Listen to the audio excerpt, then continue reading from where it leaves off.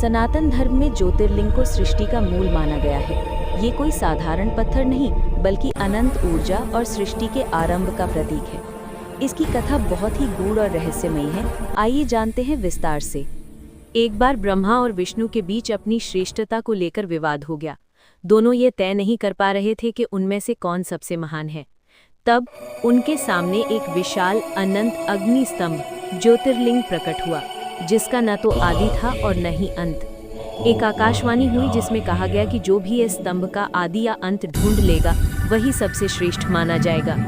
ब्रह्मा ने हंस का रूप धारण किया और स्तंभ के ऊपरी सिरे को खोजने के लिए ऊपर की ओर उड़ चले। वहीं विष्णु ने वराह का रूप धारण किया और स्तंभ के निचले सिरे को खोजने के लिए पाताल लोक की ओर चले गए। हजारों वर्षों तक यात्रा करने के बाद भी न तो ब्रह्मा को उसका ऊपरी सिरा मिला और न ही विष्णु को उसका निचला सिरा। थक हार कर दोनों वापस उसी स्थान पर लौट आए जहां से उन्होंने अपनी यात्रा शुरू की थी। ब्रह्मा ने झूठ बोला कि उन्होंने ऊपरी सिरा देख लिया है और इसके प्रमाण के रूप में केतकी के फूल को प्रस्तुत किया, जिसने ब्रह्मा के झूठ का समर्थन किया।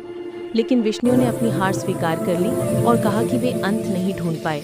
तभी उस अग्नि स्तंभ से भगवान शिव प्रकट हुए।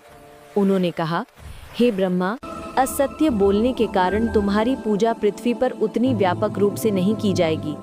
उन्होंने केतकी के फूल को भी अपनी पूजा में वर्जित कर दिया। और हे विष्णु, सत्य कहने के कारण आपकी पूजा सदा होगी। शिव ने घोषणा की कि वे ही परम सत्य हैं और ये अग्नि स्तंभ उनका ही निराकार रूप है, जिसे ज्योतिर्लिंग कहा जाएगा।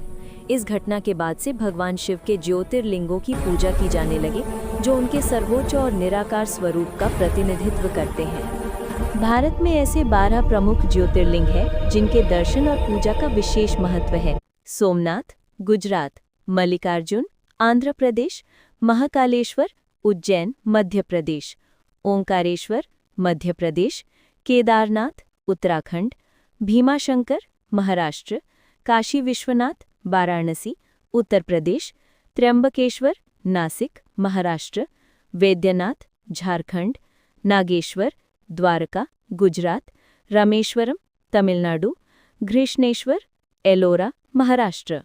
अगर आपको ये कथा पसंद आई हो तो सनातन अध्याय चैनल को लाइक, शेयर और सब्सक्राइब करें, ताकि अगली बार भी सुन सकें ऐसे ही एक और रहस्यमयी कथा हमारे सनातन धर्म से।